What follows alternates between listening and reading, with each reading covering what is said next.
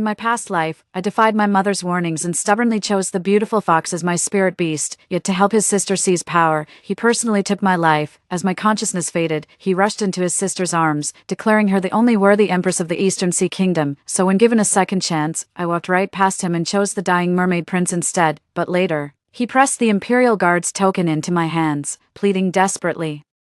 "You're the only one who can be my Empress of the Eastern Sea Kingdom. Please don't abandon me." My mermaid lover's eyes burned crimson with jealousy as his tail coiled around me, claiming my lips fiercely. "Didn't you promise, sister, to love only me in this lifetime? In the Eastern Sea Kingdom, every maiden at 17 must choose a spirit beast, a lifelong companion that never leaves her side. In my past life, I defied the Queen Mother's warnings and brought home that pitiful little fox as my spirit beast, yet he betrayed me, murdering me with his own hands to help my sister seize the throne. When I opened my eyes again, I had returned to that fateful turning point. That little fox seems quite clever. With proper training, she could surely become your right hand someday, my younger sister remarked, pointing at Sui with undisguised admiration in her eyes. I studied Sui's pitiful fox-like eyes, where a glint of cunning desire was unmistakable. Through that face, I seemed to glimpse the future. According to the millennia-old traditions of the Eastern Sea Kingdom, as the eldest legitimate daughter, I was destined to become its future empress. Yet on my coronation day, I was slain by the one I'd trusted most. In my past life, on this very day, every girl in the Eastern Sea Kingdom would select a spirit beast as her lifelong companion and future right hand upon turning 14. As princesses of the realm, my sister and I drew extraordinary attention during our selection ceremony. Chieftains from across the land presented countless gifted spirit beasts, from soaring birds to aquatic serpents, creating an unparalleled menagerie for our choosing. The moment I entered the arena, that clever little fox caught my eye. Its elegant vulpine gaze radiated intelligence, and the Fox clan stood as the mightiest among spirit beasts. Even my queen mother had chosen one as her eternal partner. Only, this cub's right leg was crippled, yet in that lifetime, I cared not for his imperfection. Having chosen him myself, I scoured the world for healers, brewed millennium ginseng soup with my heart's blood to cure his congenital defect. Day after day, I schooled him in arts and warfare, from calligraphy to Sun Tzu's strategies, forging him into a peerless spirit beast who would eventually reign supreme. Receiving homage from all mystical creatures, our people whispered prophecies that he would ascend alongside me as the Eastern Sea Kingdom's next sovereign. I basked in this illusion of happiness until my dying breath, when I finally realized Sui had always despised me. His heart belonged to my sister from the very beginning. Consumed by hatred for tearing him away from her, he sank his fangs into my neck on my coronation day. Even as life drained from me, his gaze remained glacial and venomous. As consciousness faded through the searing pain, I glimpsed Sui nestling into my sister's embrace, transformed back into his docile self. With feline grace, he nuzzled her hand, murmuring, "Zephyr, I've delivered the throne you desired. Will you be my master now?" When my eyes reopened, I'd inexplicably returned to the present. I clenched my fists, suppressing both the lingering resentment from my past life and the tremors of rebirth. The maidservant Shadow whispered discreetly, "Miss, the Fox clan is the most powerful among spirit beasts. Shall we choose him?" To everyone's surprise, I pointed at the most inconspicuous little mermaid in the corner, covered in wounds and emaciated. He hovered near death, yet his eyes held boundless loyalty and kindness. If I recall correctly, this was Guyu. In our past life, when the Eastern Sea Kingdom faced annihilation, he led the entire mermaid clan in desperate resistance until their ultimate sacrifice in those waters. Back then, I couldn't help but marvel inwardly, though they were the most despised race in the Eastern Sea Kingdom, scorned by all and repeatedly stripped of survival resources. They were the first to sacrifice their entire clan when the kingdom faced existential crisis. Given another life, I swear to restore the mermaid clan's honor. Xiaotao looked bewildered. Though Guyu is the mermaid prince, miss, their kind has always been dim-witted. Your spirit beast is meant to help you rule the entire Eastern Sea Kingdom. Sui's fox-like eyes had been gazing at me with syrupy flattery, but when I walked straight to Guyu, faint anger flickered across his handsome vulpine features. I'm puzzled. Could he have been reborn too? If he's also been reborn, he'd be thrilled I didn't choose him. Why would he be angry? Who cares? Just a heartless beast anyway. I knelt down and carefully cradled Guyu in my arms, filthy and barely breathing. He lay dying against my chest. Merfolk young can't survive long out of water. They suffocate. Some city lord must have captured the young prince to curry favor with the princess, completely disregarding his life. Murmurs erupted around us. No one could fathom why the crown princess of the Eastern Sea Kingdom, future empress of the realm, would choose the lowliest of merfolk as her lifelong spirit companion. Even the Queen Mother furrowed her brow. Alara, she asked, do you know what matters most when selecting a spirit beast? With utmost care, I lowered Guyu into the pool, gently washing away the dirt from his scales. My voice was soft yet resolute. Loyalty is what matters most in a spirit companion. What if he's merfolk? I believe he'll become my right hand, protecting both me and the Eastern Sea Kingdom. The Queen Mother gave a slight nod and let me have my way, yet the minister's whispers cut like knives. Still just a child, the crown princess clearly lacks her sister's judgment. To choose such a weak, lowly mermaid as her spirit beast, what folly. As Guyu stirred awake in the water, I smiled softly and said, "I'm Zephyr, will you be my spirit beast, too?" Guyu froze for a heartbeat before nodding fervently, his clear eyes shining with unrestrained excitement. As I was leaving with Guyu, Sui came running after us, with a pitiful fox-like whine in his voice. He looked at me pleadingly. "What about me, master? Are you abandoning me?" It finally dawned on me, he had been reborn too, but I couldn't fathom what had happened to make him change his attitude. Though frankly, I couldn't care less now. Guyu nervously wrapped his fishtail around my wrist. As I gently stroked his hair, I coldly told Sui, "In this lifetime, Guyu is the only spirit beast I'll ever have." Then I turned and left without looking back. Soon, the whole kingdom learned I'd chosen a mermaid as my spirit beast. Families with daughters held me up as a cautionary tale. Though the merfolk are breathtakingly beautiful, they're the weakest and lowliest race in our Eastern Sea Kingdom. When you grow up, dear, never choose a mermaid as your spirit beast. Even court ministers complain to the Queen Mother. The crown princess is unbearably arrogant and lustful. She shows not a trace of the dignity befitting a future empress. With a faint smile, I paid no heed to these rumors. Time would prove that the merfolk possess not only peerless beauty, but also loyalty and courage rarely seen in this world. Within the palace walls, I built a pond for Guyu, stroking his fishtail where iridescent scales still partially formed shimmered. I asked, "Do you like it? From now on, you shall be my spirit beast." He nodded vigorously with such earnestness that it made me laugh. At 17, Guyu still carried youthful delicacy in his frame. Raven black hair cascaded over his shoulders with striking allure, while two pale violet scales adorned his impossibly beautiful face. Yet what truly stood out were his extraordinarily sincere eyes, brimming with boundless innocence. Guyu tried his best. Captured and brought ashore as a child, his growth was stunted, leaving his legs permanently weakened. He struggled endlessly to adapt to walking on 2 feet. Even on the eve of his coming-of-age ceremony at the palace, he still stumbled after a few steps or lost control, his mermaid tail betraying him at the worst moments. I patted his back reassuringly. "Don't be afraid. Take your time, you're merfolk. Land life was never meant to come easily to our kind." Guyu nodded obediently, practicing relentlessly despite his swollen, delicate legs. Watching him, I remembered Sui from my past life, a fox spirit who'd injured himself playing in the mountains as a kid. After becoming mine, he'd refused to walk, demanding to be carried everywhere. I couldn't help but urge, "Xiaoyu, take a break, it's all right." He looked up, wiping the sweat from his face with a gentle motion, starlight shimmering in his eyes. "But I don't want master to, because of me." I softly stroked the scales on his face as he nuzzled into my palm, gazing at his obedient expression. Memories flooded back, of his previous life when enemy forces besieged the city. Clad in armor, the 18-year-old fought desperately at sea, his features hardening with maturity yet still carrying that unchanging innocence in his eyes. "Sister, the spirit beast's coming-of-age ceremony is in a few days. That fish of yours, can it even stand?" My younger sister's voice dripped with sarcasm as she shot me a contemptuous look during the family banquet. "My sea is the mightiest of fox spirits. Should that fish fail her coming-of-age trial, I wonder if the ministers would willingly accept our elder sister as the Eastern Sea Kingdom's empress. Just like in our past life, her thirst for power is terrifying. Not a day passes without her coveting the throne, but her cruelty knows no bounds. Were she to rule, our kingdom would drown in misery. In our previous life, I yielded time and again, simply because she was my sister. Given a second chance, I silently ladled soup before speaking measuredly. "With her majesty in good health, must my sister be so eager to claim the empress's throne?" The Queen Mother accepted the bowl with a slight nod, watching my sister with inscrutable eyes. "Moreover, governance lies in benevolence. Blind pursuit of power only breeds tyranny," I remarked while chewing a piece of beef. Having been wronged without recourse, my sister threw a tantrum. "Ugh, that sickly fish of yours will croak sooner or later." In the Eastern Sea Kingdom, when girls have kept their spirit beasts for a full year, it marks the beast's coming-of-age ceremony. On this day, families traditionally hold grand feasts to celebrate with relatives and friends, formally establishing an unbreakable life bond with the spirit beasts. My sister naturally chose Sui, the most formidable fox clansman, who finally realized his dream of becoming her spirit beast companion, but none of this concerns me. What matters is that I am the rightful princess of Donghai Kingdom, its future empress. No one is worthy of challenging my claim. The coming-of-age ceremony for a princess's spirit beast was an even grander affair. Court ladies would attend the ceremony with their spirit beasts, but the undisputed highlight was always the kite battle.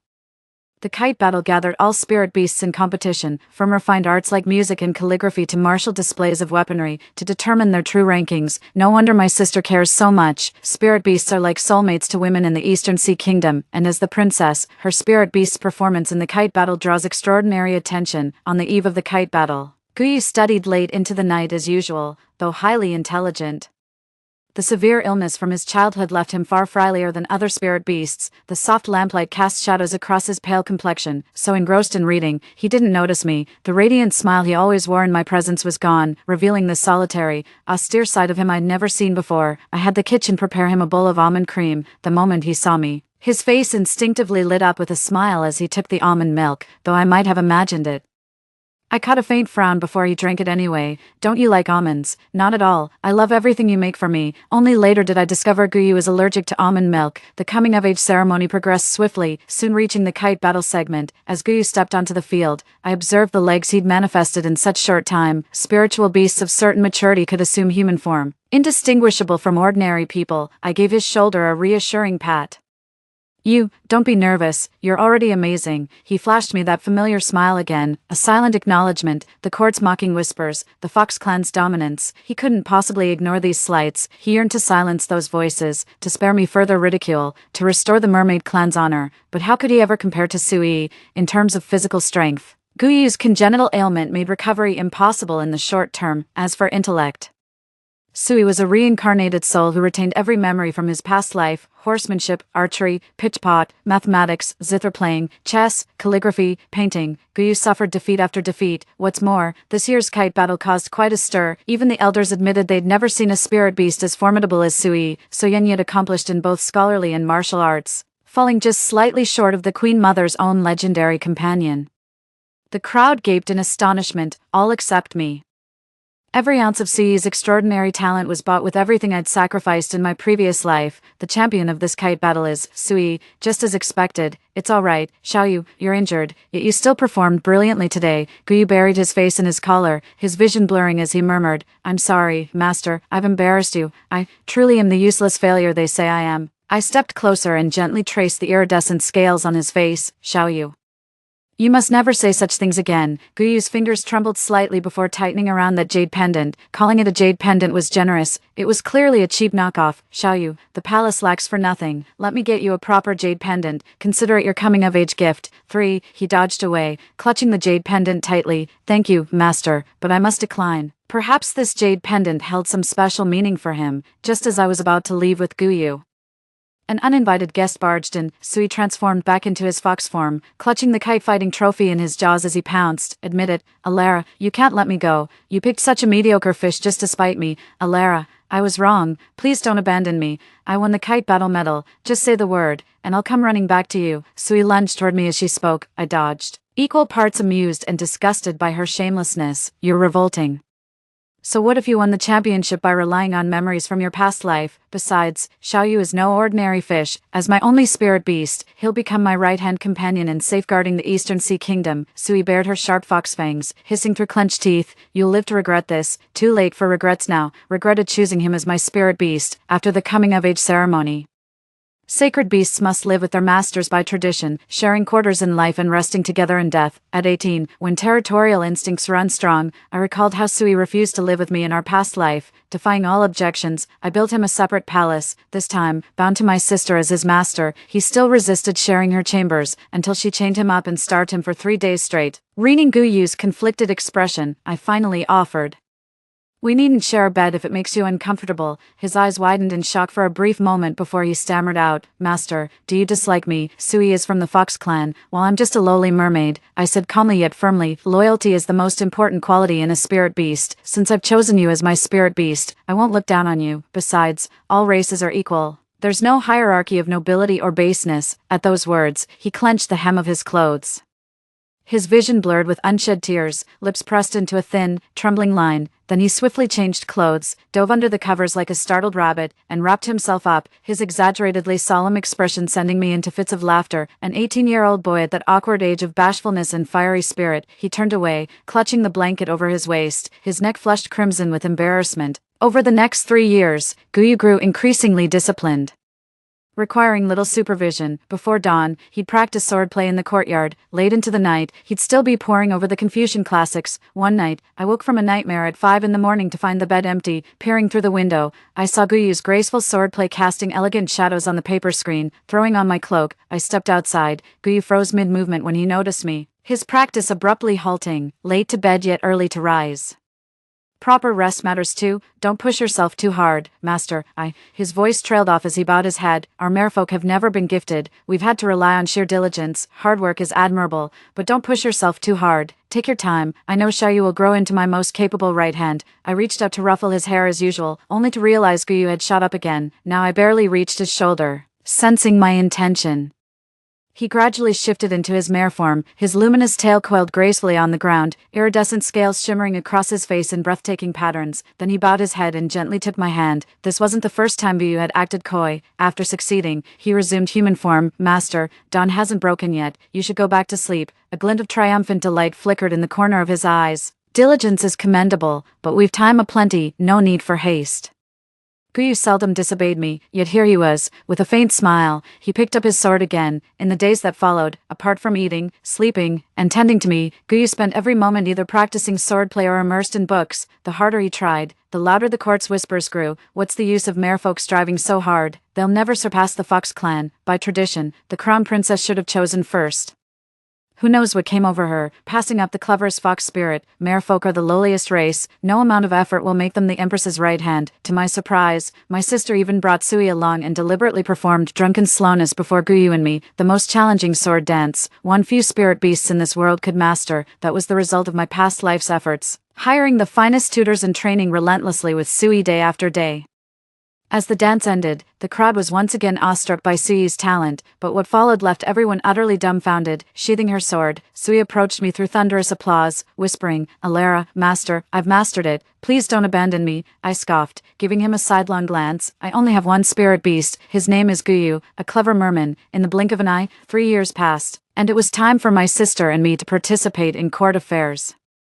In my past life, nearly all the court ministers had overwhelmingly sided with me. I assumed everything would proceed as smoothly as it had in my previous life. I can't fathom what methods my sister and Sui employed in this lifetime, but half the female officials at court now support her, even seeking to overturn Donghai Kingdom's tradition of the eldest princess inheriting the throne. Growing increasingly concerned, I realized I must ascend the throne smoothly for the sake of Donghai's people. What shocked me most was Sui stopping me directly after court adjourned that day. "My liege, I admit my wrongdoing," he said, backing me into a corner. "And you think you're blameless?" His eyes burned crimson. "Master, do you really believe Guyu is that obedient, that spotless?" A sly smile played on his lips. "What are you implying?" I snapped, my patience wearing thin. "For, master, I'm the only one who won't betray you. That fish of yours, it's been disloyal for ages. To be honest, I don't believe it. Guyu has always been obedient, and loved me dearly. The youthful flutters of his heart, the day-to-day companionship we shared, I could feel it all. But lately, he's been constantly absent, even skipping court sessions frequently. It's truly out of character," though suspicion gnawed at me. I still reached out and slapped Sui. The sharp crack of the blow was startling, leaving him dazed. Indeed, in my past life, I spoiled him daily, gave him all the respect, yet forgot he was merely a spirit beast, my pet, my servant. A filthy mind sees filth everywhere. "Keep talking to me like that, and I'll sell you off to be a beast whore," I snarled at him before storming off, leaving Sui standing there dumbfounded. "Xiaoyu, where have you been?" "Returning from court." I happened to run into Guyu rushing back in a hurry. Nowhere special." He flashed me the same familiar smile as always, but I knew he was lying. Whenever he lied, the scales on his face would inevitably glow with a faint purple light. I frowned but didn't press further, recalling Sui's earlier words, "If you don't believe me, just follow him and see for yourself." Back then, I merely made the same mistake all spirit beasts are prone to make: don't stray from the path. I said coldly to Guyu, his eyes dimmed momentarily, as if veiled in mist, perhaps haunted by shadows from my past life. Fear got the better of me, so the next morning, I followed Guyu when he left. I saw him first go to Embroidered Robe Lane, meeting with ministers who had once impeached me in court. There he was, exchanging ingratiating smiles and toasting with them. What shocked me more was his departure to a pleasure house afterward, fawning over female officials with drinks. The scales on his face flickered, features I once adored but now find repulsive. Could it be that I was truly at fault? Why, whether Sui or Guyu, they all betray me in the end. Am I really unfit to keep spirit beasts? The court ladies who opposed me grew increasingly brazen, even appearing outside my bedchamber to whisper with Guyu. He remained oblivious even as I approached from behind. In a daze, I heard the lady-in-waiting murmur, "The crown princess is beautiful indeed." But is she truly worth such devotion from you? Guyu nodded solemnly, mumbling something unintelligible as his blush spread down to his neck. Only years later did I learn his words. My liege is kind-hearted. I love her, and these burdens I bear willingly. Little did I know then. I fought back tears and rage until Guyu saw the court lady off. Closing my eyes, I heaved a weary sigh. Xiaoyu, are you keeping something from me? This was his last chance, if he'd just admit his mistake. I could forgive him, but he shook his head without hesitation. Master, nothing at all. Are you feeling unwell, Master? In the darkness, the eerie glow of scales on his face sent chills down my spine. Even in this second life, why must I still face the cruel fate of betrayal? I used to blame Sui entirely, his ungratefulness, his worthlessness, convinced none of it was my fault. Yet here we are again, history repeating itself. A single tear escaped without my noticing. Guyu panicked.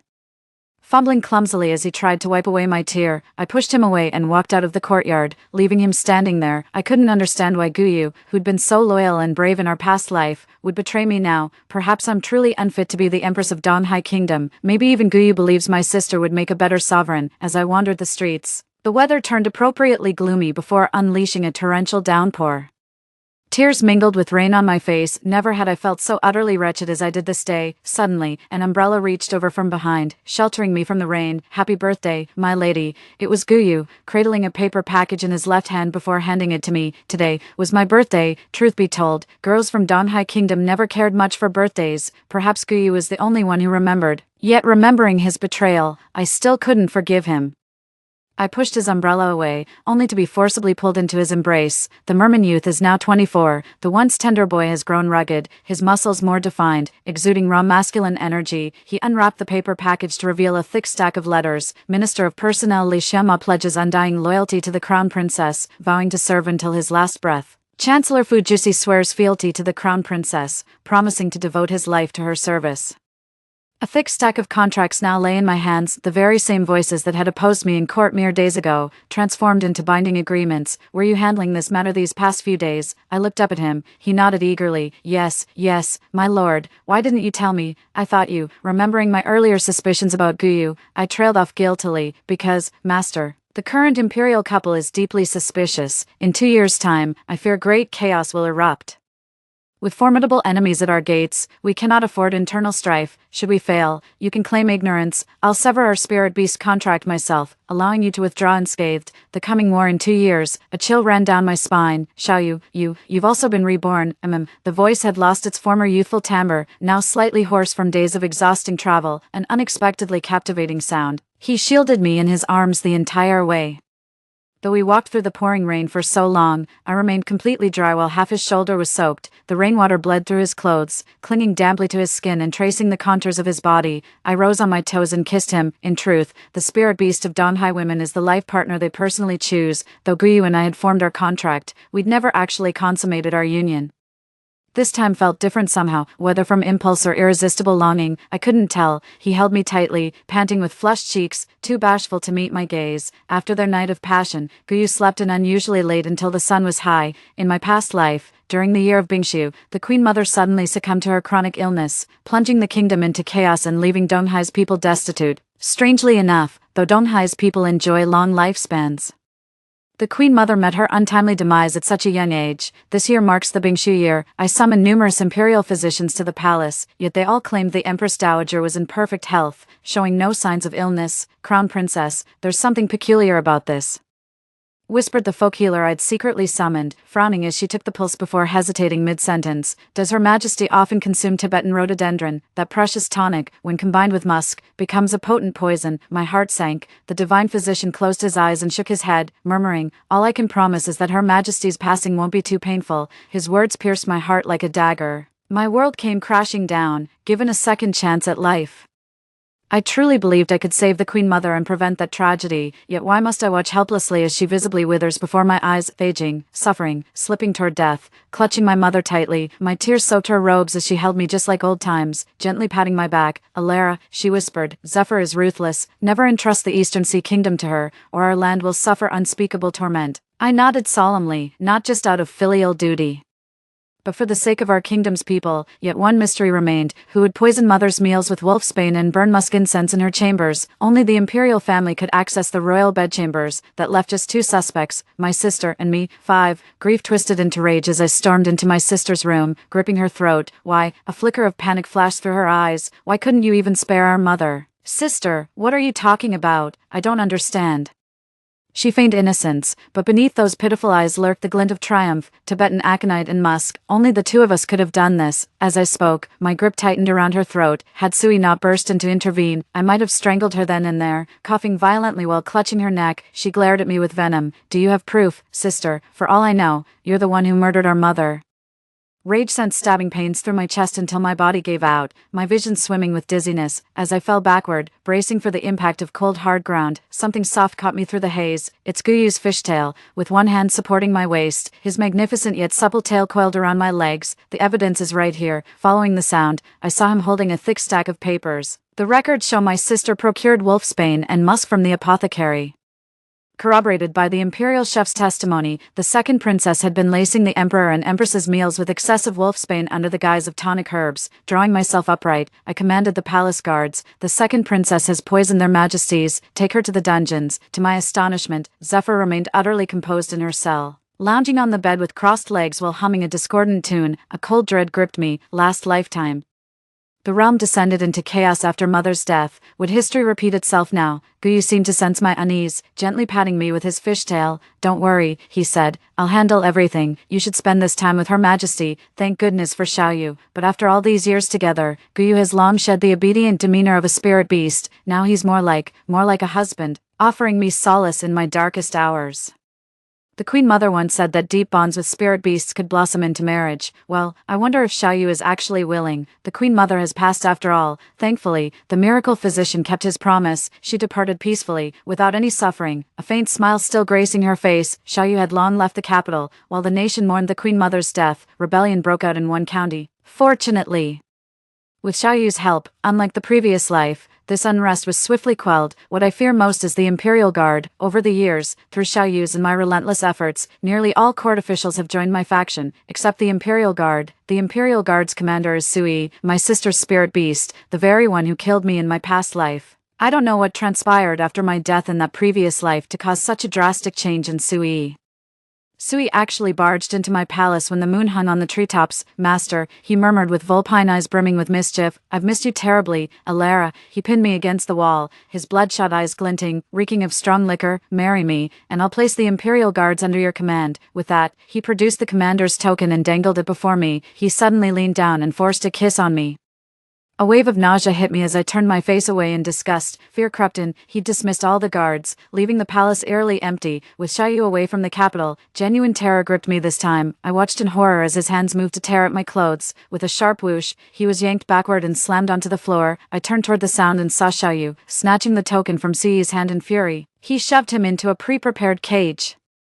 As Sui knelt trembling and begging for mercy, Xiaoyu merely looked at him with contempt before pinning me down on the bed. His eyes were rimmed red, his entire body burning with fever. Master, didn't you promise I'd be your only spirit beast in this lifetime? He kissed me desperately, all technique abandoned. Xiaoyu, before the words could escape his lips, they were silenced with a kiss. Master, what does he have that I don't? Xiaoyu panted heavily.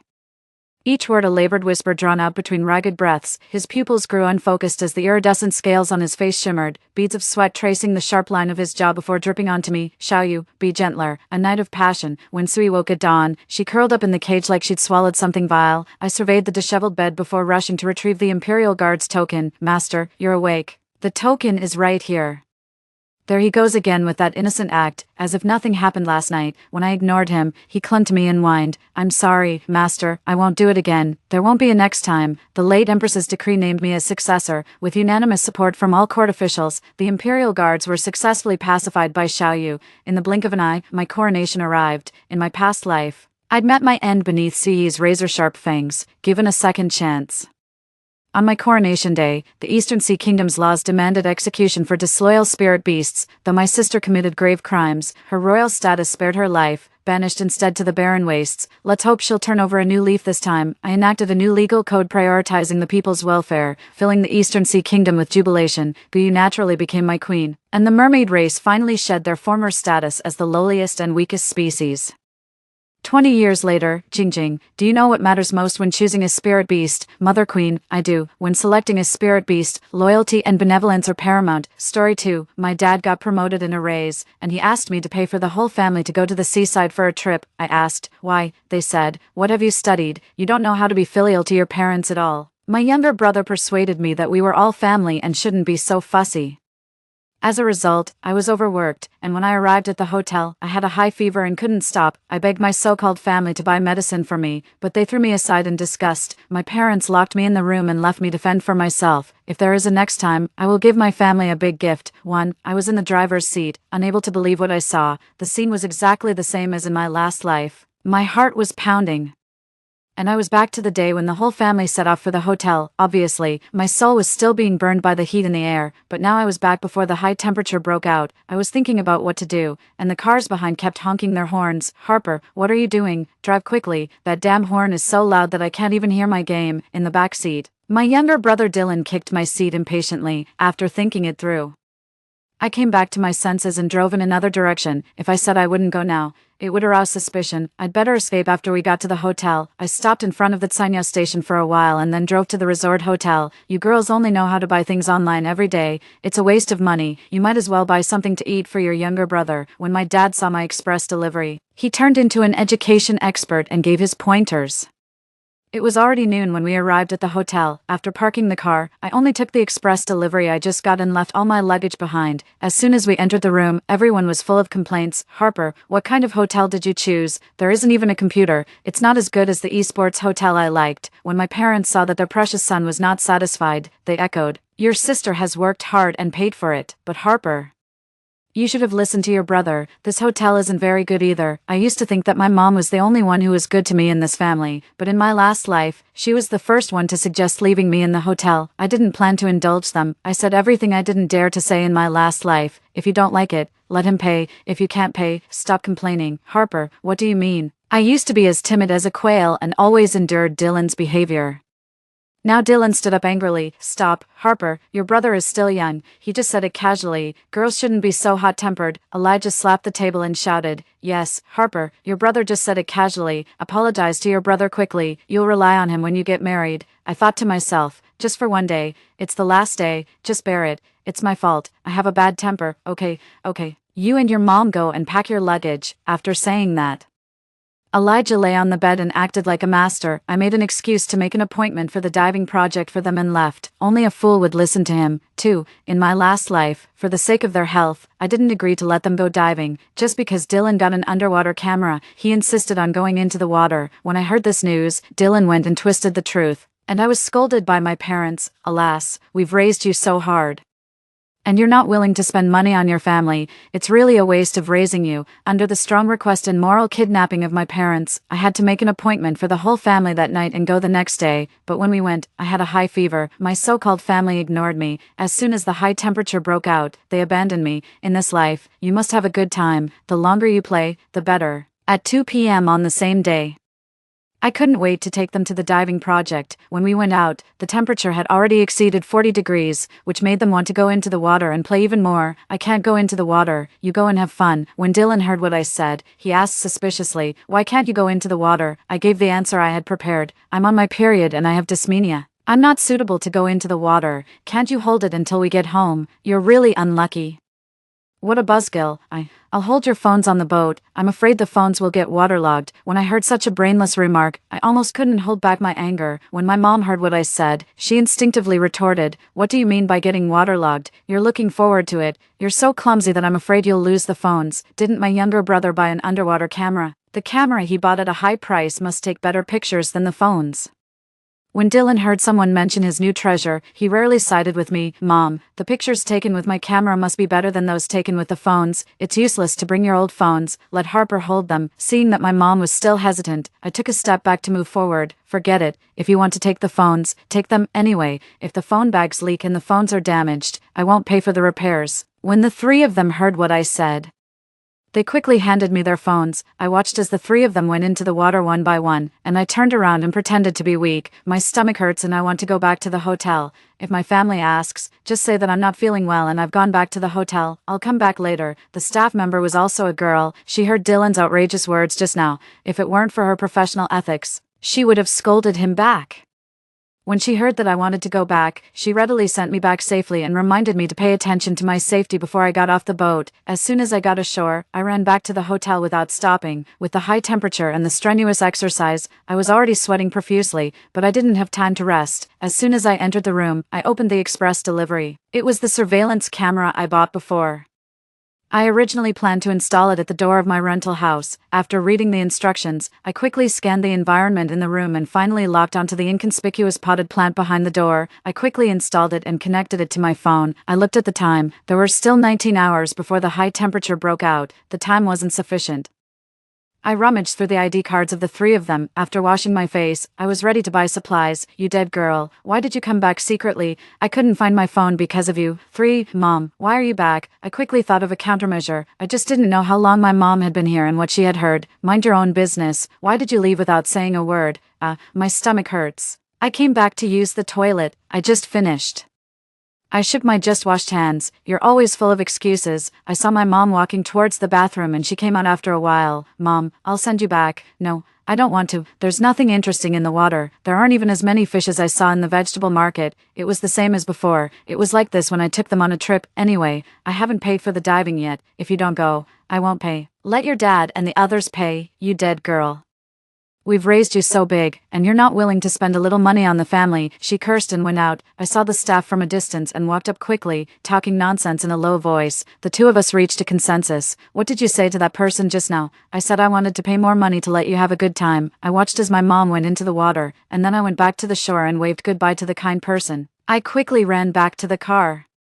While waiting for the red light, I took out the ID cards of the three of them and took out loans online. Then text messages popped up one by one. I caught a glimpse of Dylan's phone. In my last life, I used all my strength to hold on to Dylan and begged him to buy me antipyretics, but he shook off my hand. Don't touch me. If you're sick, stay away from me. Don't pass on your bad luck to me. Then he lowered his head and played with the new phone I bought for him. My parents also told me to be sensible and said that I wasn't being delicate and that I would be fine after sleeping. Then they locked me in the hotel, and I fainted. A message popped up on my phone. I laughed when I took a look. The three of them were panting like dogs on the boat. I immediately transferred 2,000 yuan to the staff, and she sent me an okay emoji. Now I'll go to my parents' house and take away all the valuable things, for I didn't know until I looked for them.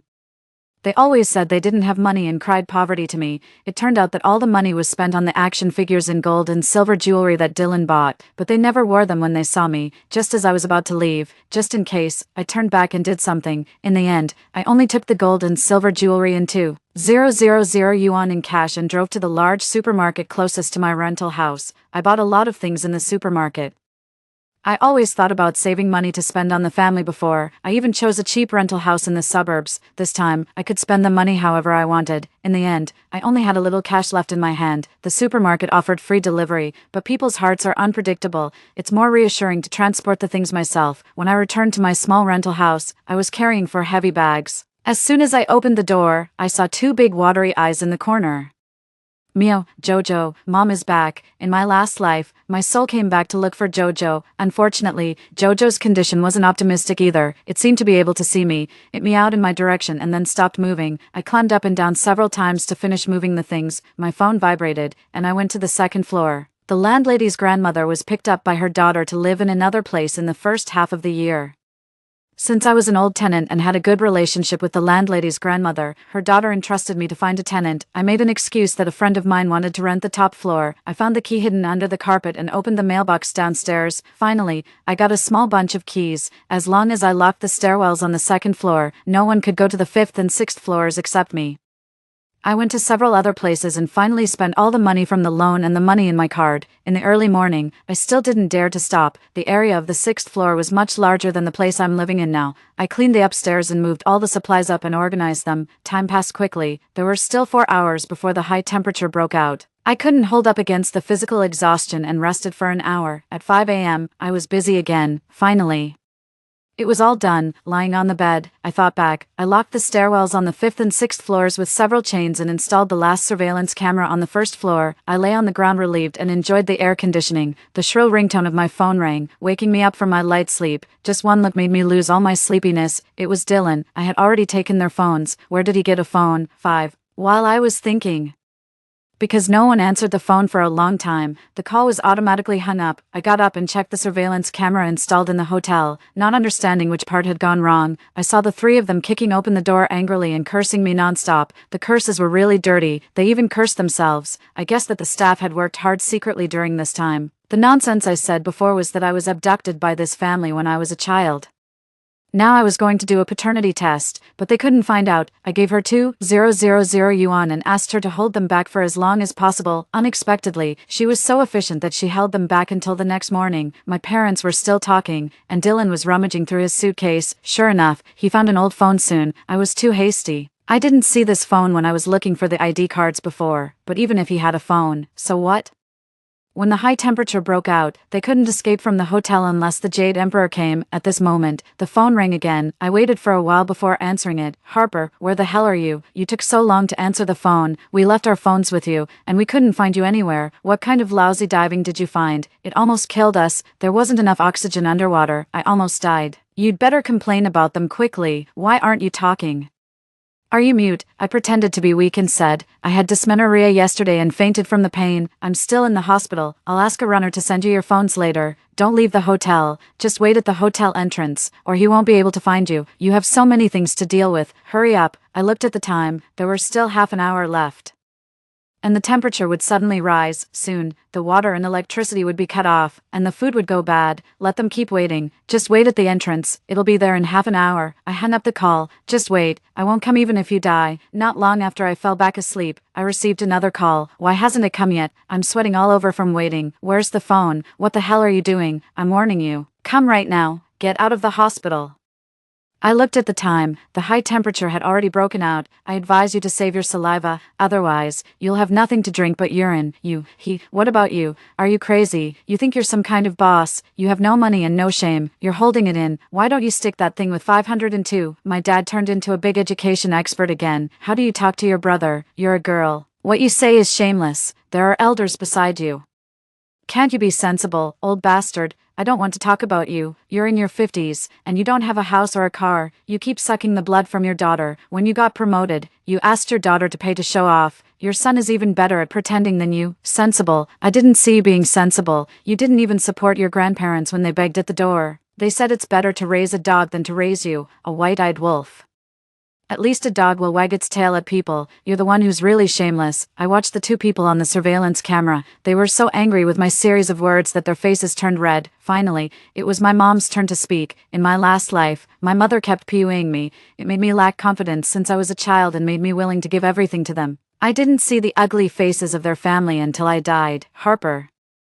Your father and your brother only said a few words to you because the weather is too hot. Your father and I have worked hard to raise you and love you so much. You should learn to be grateful. Enough, Mom. I know how you treated me all these years. You didn't give me even a single cent for my studies. If you had stayed in the hotel properly, you might have a slim chance of survival. I had already repaid the kindness of them giving birth to me in my last life. Now, I don't care whether they live or die. They kept chattering. When the high temperature broke out, the ground temperature reached 3 digits. Only at night did it get a little lower, but still, no one dared to go out, and I just turned on the air conditioner at 16 degrees every day and watched the three of them on the surveillance. At first, the three of them were fine in the hotel, until a week later, I heard their conversation. Mom, the hotel said they won't provide food starting from tomorrow.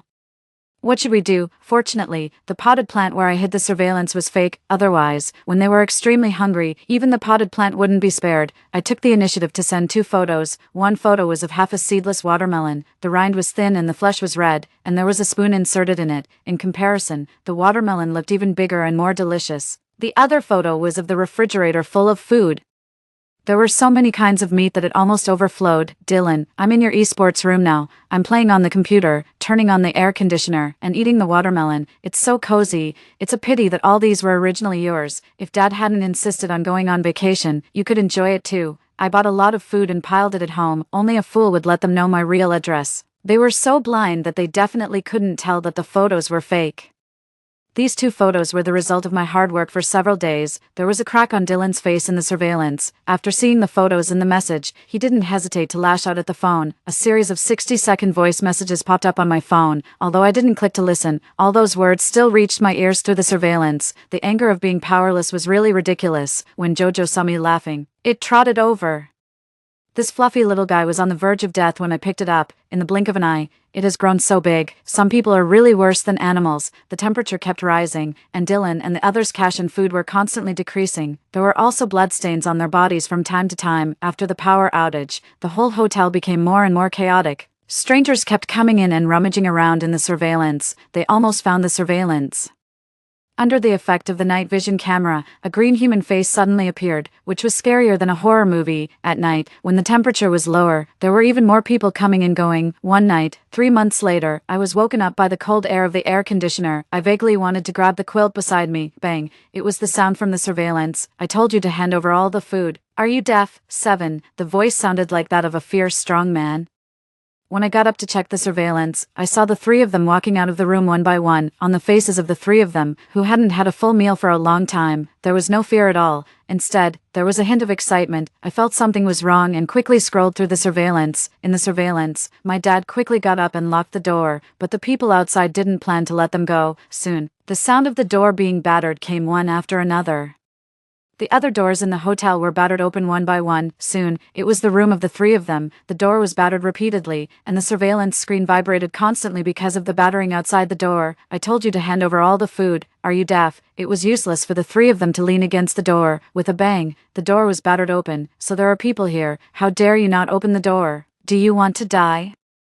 Dylan dared to scold the people who came without even seeing the situation clearly. Do you believe I'll call the police? The strong man who entered first stared at Dylan with an unclear look in his eyes. For a moment, Dylan felt a little scared. What are you in a daze for? The man who came in later nudged the strong man. Hand over all the food, otherwise, don't blame my axe for being ruthless. The man held the axe and warned. Looking down at the three of them, my mom's face turned pale, and her lips trembled as she replied, We don't have any food to give you." Just as the man was about to speak, the strong man beside him walked forward and looked at Dylan excitedly. If there's no food, he can be a substitute. The strong man grabbed Dylan. Even Dylan, as stupid as he was, realized what was about to happen to him. No, I don't want it. We have food. Yes, we have a lot of food. Dylan used all his strength and actually broke free from the strong man. Dylan held the phone and quickly flipped through it. I found it. Here, there's food here. There's a lot of food. Dylan turned the phone screen to show the strong man. After the man saw it, he kicked Dylan down. What's the use of showing me the photos? Do you want me to eat the photos? The strong man helped Dylan up with distress. Be gentle, don't hurt him. Dylan was helped up by the strong man, and his hand was held by the strong man. He wanted to hide but couldn't. I can take you to find it. All these things are at my home. I'll give them all to you. By the way, there's also my sister at home. I can give her to you too. I just beg you to spare me. If you spare me, all those things, including people, will be yours. The strong man and the man looked at each other and then readily agreed. It was a happy ending for them. The five of them took advantage of the slightly lower temperature at night and quickly left. It seemed that they were going to come back to find me. Then, as a member of the family, I'll send them a little gift to show my sincere feelings. 8. I skillfully controlled the drone and sent the gift over. It should arrive before they get home. 2 hours later, the drone successfully delivered the gift. Out of the corner of my eye, I saw another monitor. In a hurry, I controlled the drone in the room to turn around and hide under the dark bed. They had entered the house. Just in case, I installed a surveillance camera. It was installed inside the robot vacuum cleaner. Only that position met the requirement of being hidden. And I could also control the robot vacuum cleaner to move through my phone. In the other monitor, it showed that my dad entered first. After confirming it was safe, he respectfully invited the strong man and the man in. The sun hadn't come out yet, but all five of them had sunburns of different degrees on their faces. When everyone walked into the living room, Dylan was scared silly. The dream of a room full of supplies shattered into pieces, just like the windows in the hall. When they rented this house, my parents told me that there was no money at home, and since they raised me, I should pay for it. The windows facing the sun couldn't bear the long-term direct sunlight and burst open. It must be in the room. It must be. Dylan was in a hurry and walked towards his esports room. The moment he opened the door, he was stunned. It's a pity that the surveillance couldn't capture Dylan's expression. I believe it must be very wonderful. The strong man put his hand on Dylan's shoulder. Is this what you said? A lot, maybe. Maybe it's not this room. Dylan got rid of the strong man and quickly searched the remaining rooms. He didn't even spare the small room that had become a storage room. He stood by the bed, and through the drone under the bed, I heard the rustling sound of paper rubbing. It should be that Dylan saw the gift I sent. Did you find it? The strong man's question came from the living room. Dylan quickly threw the gift I sent deep under the bed. No, not yet. 9. Harper. By the way, the refrigerator. There's food in the refrigerator. Dylan opened the refrigerator eagerly. The refrigerator, which was full before they left home, now only had some zombie-like meat and vegetables that had turned yellow and rotten. I found it. There's food here, Dylan shouted excitedly. Everyone followed the sound. At least there's food. What do you think? The man looked at the strong man. No way. The strong man disagreed and reached out his claws to Dylan again. Dylan had the strong man's hand on his waist and wanted to ask his parents for help. My parents were angry that the other party didn't keep their word, but they didn't know what Dylan was really afraid of. I'll give you 2 choices. 1. Give us supplies exactly the same as those in the photo. 2. If you don't have that much, you can be a substitute. Then, the strong man moved his hand down and pinched. Dylan shuddered. Is there no other choice? The strong man didn't speak. But he pinched again. The man was used to the strong man's behavior. Don't disturb my sleep. After saying that, he turned around and made demands on my parents. Dylan was pulled into the nearest room by the strong man, and it happened to be the room where my drone was. After listening to the voices of the strong man and Dylan for 5 minutes, I reluctantly cut off the connection with the drone. I couldn't help but sigh. They really know how to have fun in these 3 months. I kept improving myself by studying and exercising in my safe house. Since it's located in a remote suburban area, there are almost no people around. Only a few people passed by occasionally. One day a week later, the strong man and Dylan had another communication in that small room, but soon, the strong man called the others over. The surveillance was far away, but I could still hear the man's questioning. I've wasted so much effort. Are you playing me? Do you really think I'm joking? If you can't find the food, you'll use your flesh to make up for it. Then a paper ball was thrown out and hit my robot vacuum cleaner. Judging by the situation, the strong man and the man saw the gift I gave to my family. The content was, Dear Mom and Dad, I've followed your instructions and transferred all the supplies to a place that only our family knows. I'm safe and will wait there for our family to reunite. The time of this signature was the day they left the hotel. This house is in a high-end residential area and has its own power generation system, so the power hasn't been cut off. Therefore, I can use my robot vacuum cleaner openly. I looked at the time, and it was time. I controlled it and drove it to the small room openly. 10. In the room, the deathly silence was broken by the robot vacuum cleaner. I controlled it skillfully. Just like yesterday, I drove it under the bed, nimbly avoided the drone, and then deliberately pushed the note out. The man glanced at the people present. It's exactly as the note said. You definitely have food. If you keep hiding it, you'll use your flesh to make up for it. Then he smiled playfully. I wonder if it will taste as delicious as that person last time. Less than half a year after the high temperature broke out, some people were already. I don't care about the fate of the 3 of them. I only care about myself and Jojo. Unexpectedly, after not watching for a week, only 3 people were still alive. The strong man was dead. The man was also dead. At first, I saw my parents and Dylan talking in a low voice. Mom and Dad, I heard that person talking in his sleep yesterday. They'll ask us to go out and find food. If we can't find any, when the food in the refrigerator is gone, they'll eat us. The 2 of them gasped, and then there was only the rustling sound. Soon, Dylan took the initiative to invite the strong man. The strong man was excited to see Dylan's appearance and hugged Dylan and walked towards the small room. The strong man and Dylan went into that small room again. Less than half an hour later, Dylan called the man over. The man went in and less than 10 seconds later, he crawled out desperately. You can't escape. Go to hell. Dylan ran out holding a kitchen knife and slashed with all his strength, one slash after another. The bones at the connection between the man's head and body were exposed, but the man's body was left intact. Finally, my dad and Dylan struggled to carry the strong man and the man out one by one. There was a blood hole on the back of the strong man's head, as big as his head. My mom leaned against the wall and walked out of the small room with a bruised face. Soon, the sound of vomiting came from the toilet. I can't know what happened in the small room, but I can guess roughly, however.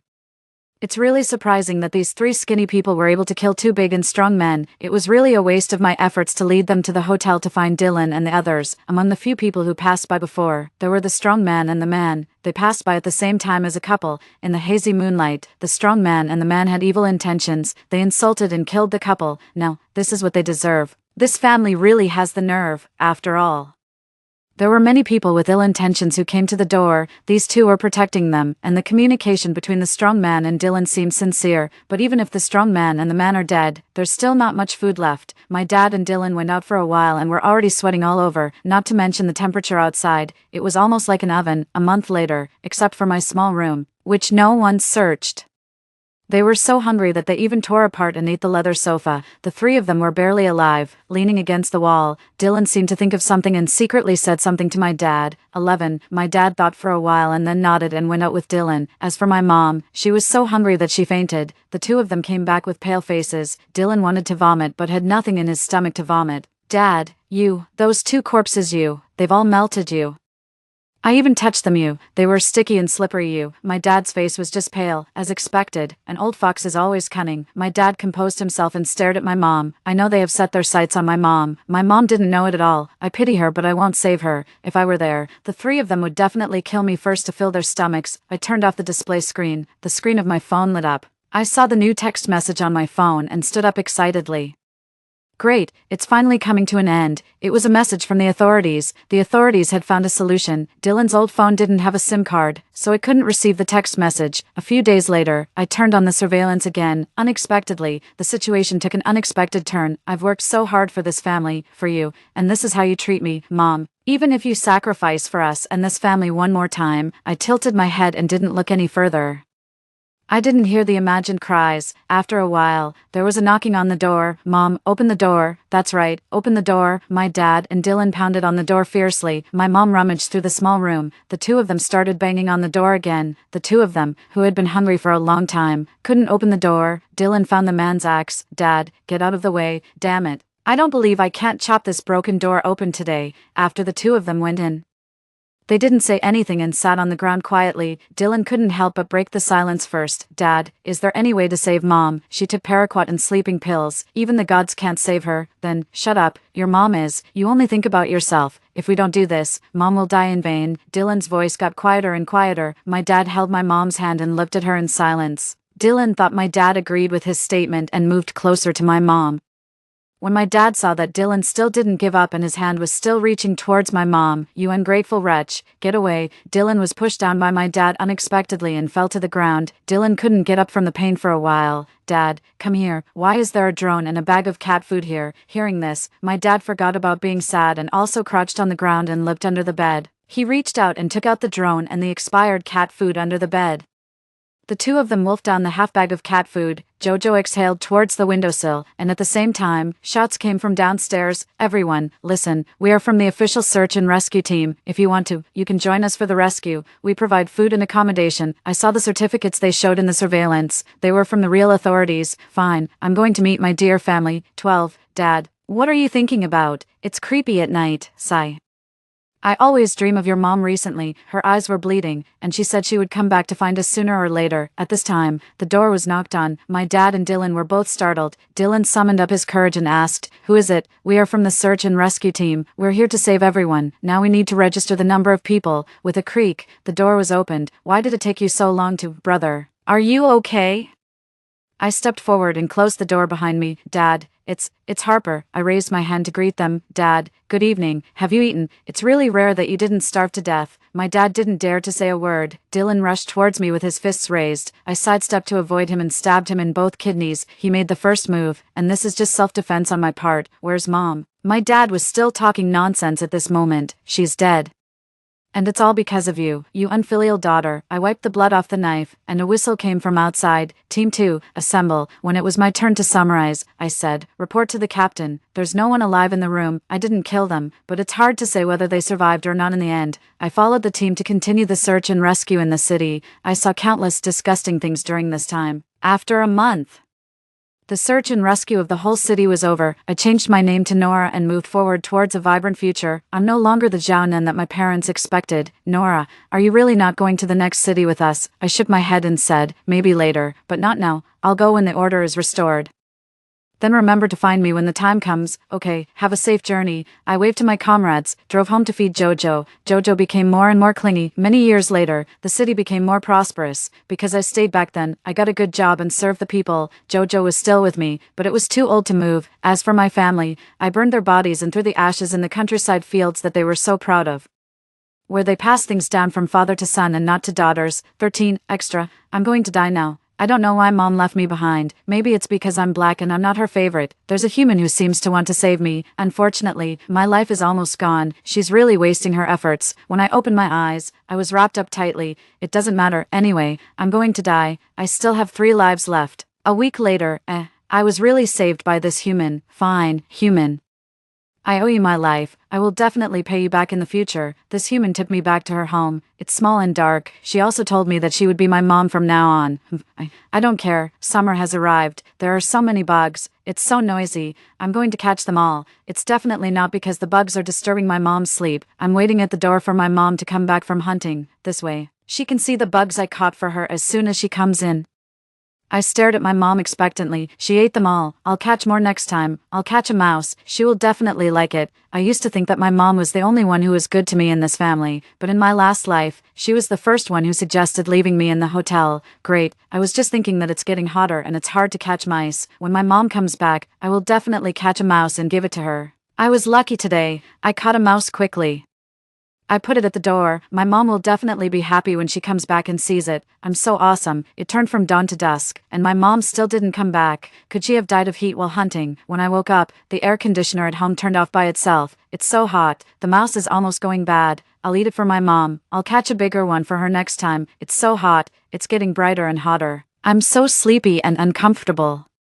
I imitated my mom and pressed that round thing. When my mom presses that thing, a strong wind comes. Why doesn't it work when I press it? It seems that I'm going to die again. My mom will definitely come to save me this time. My mom is here. I knew she would come to save me. I meowed and fell asleep peacefully. I found that I lost another life. My mom actually didn't save me. I'm angry. I turned around and looked at my body. When I saw my mom crying, I realized that my mom was dead too. It turns out that it's not that my mom didn't save me, but that she couldn't. I'll reluctantly forgive her. Seeing her crying so sadly, I anxiously found the big cat who controls the lives of us cats. The big cat asked me, "Are you sure? You'll lose one more life if you do this." I said affirmatively, "Big cat, I'm sure. I don't want to see my mom crying." The big cat was helpless. With a wave of its paw, I went back to my mom's small and dark home. I ran to the door and waited for my mom to come back again. I saw my mom come back with a lot of prey. Jojo, Mom is back. Story 2, the day before the apocalypse. My best friend was reborn. She betrayed me, had an affair with my boyfriend, and tried to take control of the resources. But what she didn't know was that in the previous life, the person who had the resources and the space was me. Sitting in the university cafeteria, watching the bustling food service counter, I could hardly believe it. Had I been reborn, just a moment ago, I was with my team searching for equipment in a hospital with a danger level of S. When a mutated zombie attacked me, I was about to be killed by the zombie, but in a blink of an eye, I was back at the university. I stared blankly, took a deep breath, and calmed the exhilaration in my heart. I was just about to take out my phone to check the date. Suddenly, a commotion broke out in the cafeteria. A boy suddenly pounced on a girl next to him, biting off a chunk of flesh from her throat, and almost instantly, her white dress was stained red with glaring blood. I stood up abruptly, using all my strength. I screamed, "Run, it's a zombie!" Almost at the same time, the boy who had turned into a zombie lifted his head, his face completely drained of color, turned ghastly pale and grim, his mouth full of sharp teeth covered in sticky blood. The crowd exploded in panic. Students nearby the incident began to scatter in all directions, while those unaware of what was happening also desperately ran outside amidst shouts of "Someone has turned into a zombie." While some reacted quickly, there were still those who were slow or unaware, and they continued to be tackled and bitten. Those who were bitten and killed turned into zombies within seconds and attacked others. In no time, about 20 people in the cafeteria had turned into zombies. The not-so-spacious cafeteria entrance was now blocked by hundreds of people. Seeing that the students on the outer edge were in danger, I quickly moved the tables, shouting as I did, "Block the zombies with the tables, don't let them get close." Several boys immediately started stacking the tables high together. This successfully stopped the zombies from advancing. Once outside the cafeteria, the crowd dispersed towards the nearest dormitories. I ran nonstop back to dormitory 501 and locked the door. My roommate Rachel was unaware of what had happened outside. Hearing the noise downstairs, she asked, "What's all the noise about?" Seeing Rachel again, my eyes momentarily filled with tears. This girl had died for me. In the 5th year of the apocalypse, I pushed aside my emotions and told Rachel, "A biohazard has broken out. There are zombies everywhere outside." Rachel shrank back. "Don't joke. I'm really scared of this kind of thing." I shook my head and took her to the balcony to look outside. Below our dormitory, it was chaos. Pools of blood were everywhere, limbs and body parts scattered around, and zombified students were attacking those who couldn't escape, biting off chunks of flesh. The bitten people convulsed for a few seconds before turning into monsters themselves. Screams erupted intermittently from the girls' dormitory. Rachel's legs trembled violently. I supported her. "Don't be afraid, we are safe for now." Rachel shakily sat back on her bed, trying to call her family, but the phone didn't connect. After a while, with a tearful voice, she asked, "What about Truda and Pandora? They haven't come back yet. In the previous life, both of them had met grim fates." I advised Rachel, "We can't worry about them right now. Our priority is to survive." Rachel snapped back to reality, hurriedly changed into light clothes, and started packing essential supplies. I closed my eyes pretending to rest, but in reality, I was verifying something. Indeed, just like in my previous life, the mustard seed space in my mind has appeared again. It's as big as 4 or 5 soccer fields. Whenever I touch something, I can instantly transfer real objects into the space. Even more fortunate, the supplies I had stockpiled in my previous life are still there. With these, I feel more confident about surviving. Suddenly, a scramble of footsteps and cries for help came from the hallway. Then, the sound of keys jostling in a door lock followed. "Quick, open the door, let us in." It was Truda's voice. The door was locked from the inside. She couldn't enter. Rachel moved to open the door, but I stopped her. Looking through the peephole, I clearly saw Truda standing at the door with 2 unfamiliar men. Dark blood was oozing from a wound on Truda's arm. She had been bitten and would soon turn into a zombie. I solemnly shook my head at Rachel, gesturing for her to notice Truda's arm. Rachel covered her mouth and whispered, "Is she infected?" I silently nodded. In my previous life, after Truda turned into a zombie, we managed to push her out of the dorm in time, but the danger did not end there. The men Truda brought were not good people. They were thugs she met outside of school, during the 3 days we were together. They depleted our already scarce food supply and even harbored monstrous intentions towards us. Eventually, Rachel and I escaped the dorm, narrowly surviving. This time, I would never let them in again. Seeing that no one was opening the door, the 2 men began to kick it. The thin door panel couldn't withstand their kicks. I quickly figured out a way to deal with them, mimicking the howl of a zombie roar as I howled. I pounded on the door. Sure enough, the noise outside abruptly stopped. Then, hurried footsteps faded away as the group likely ran off. Rachel covered her face and started crying. I knew how devastating it was to watch a classmate turn into a monster, but after living through the apocalypse for 10 years, I had witnessed such scenes too many times, and my heart had turned cold and hard. I was contemplating how to escape when suddenly I heard the door of dormitory 502 next door open. A girl came out, shouting, "Truda, why are you running? And who are these boys? Are they here for a room check?" My heart skipped a beat. Through the peephole, I saw Audrey from my department standing at the door of 502, waving in the corridor. Then, Truda and the 2 men who had initially run off came running back. I hurriedly shouted through the door gap, "Get back to your dorm, don't get close to Truda, she's been bitten by a zombie." But it was too late. The 2 men ran into room 502 first. Just as Truda was about to step through the door, she heard my voice and paused. The next second, she was furiously enraged. "Eunice, you bitch, are you pretending to be a zombie so you won't let me into the dorm?" I deliberately slowed my speech, drawing Truda's attention. "You've been bitten, you'll soon turn into a zombie. I'm just doing this to protect myself." Truda's face turned pale. If Audrey was smart enough, this moment would have been enough for her to escape. But she paid no attention to the wound on Truda's arm. Instead, she frowned and said, "What zombie? It's not Halloween, are you guys playing cosplay?" She was completely unaware of what had happened downstairs. Through the peephole, I saw abnormal veins burst forth on Truda's face. She was about to turn into a zombie. I yelled, "Watch your back." Audrey rolled her eyes and said, "Stop playing." Holding Truda's hand, I was about to enter the dormitory. What greeted her was a sudden bang. The door to room 502 slammed shut violently. Audrey was startled and quickly went to knock on the door. "What are you doing? Open up." Behind her, Truda was undergoing a terrifying transformation. Her zombification was rapid. Just seconds ago her complexion was purplish, and seconds later, her body seemed to accelerate and decay, oozing a foul, thick saliva from her mouth. She sniffed the air a few times, quickly locking onto Audrey. Audrey finally realized something was wrong. She turned around in horror, coming face to face with the zombified Truda. The scream was still stuck in her throat. The next second, Truda grabbed her neck and bit down hard. With a rip, blood sprayed. From the peephole, Rachel saw the scene outside and collapsed to the ground, covering her mouth tightly to prevent herself from screaming. I gritted my teeth, forcing myself to calm down. Just then, my phone rang abruptly. A glance at the screen showed the caller. "Noah, is it him?" I answered the call. "Hello," on the other end. Noah's voice was surprisingly cheerful. "Eunice, where are you?" "In the dorm, outside." There are monsters eating people. The dorm isn't safe. Hurry to the school entrance. I have a car, and you can come with me to the safe zone. Listening to Noah, a strange feeling surged in my heart. Noah is my boyfriend. In the last life, he, like me, was stuck in the dorm for 3 days until hunger forced him out, and that's how we met by chance and were rescued by the passing army to the northwest safe area. This life. How could he be outside the school? And how would he know where the safe zone is? Suddenly, a woman's scream came through the phone. Noah, zombies are closing in. We can't wait any longer. The voice was soft and familiar. Pandora. I quickly made up my mind and said into the phone, wait for me 5 minutes. I grabbed Rachel, took the prepared supplies, and quietly opened the door to check. Fortunately, the zombies in the hallway were distracted by the broadcast from the other side of the dorm building, greatly facilitating our escape. Just as we opened the door to room 502 across the way also opened. What a coincidence. The moment our eyes met those of the two opposite us, I clearly saw the glaring malice in their eyes. Clearly, they were still holding a grudge about the earlier incident. Be careful, I whispered to Rachel. She subtly nodded. Without making a sound, we all rushed silently downstairs. There were more zombies outside the dorm building than inside.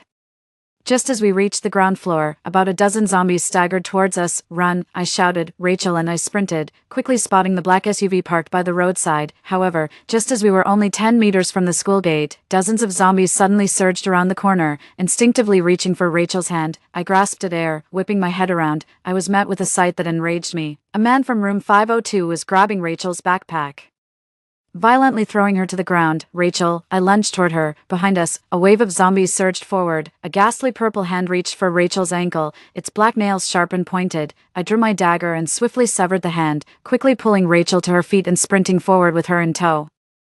Ahead, two figures were about to escape the school. I pulled out a dart from my bag and with a flick of my wrist, struck their calves. Their screams echoed as they fell to the ground. Rachel and I dashed through the school gates at breakneck speed. Behind us, layers of zombies flooded toward the fallen men, quickly overwhelming them. Noah, who had been waiting, hurriedly opened the car door and Rachel and I jumped in. The door slammed shut and the RV shot forward like an arrow released from its bow.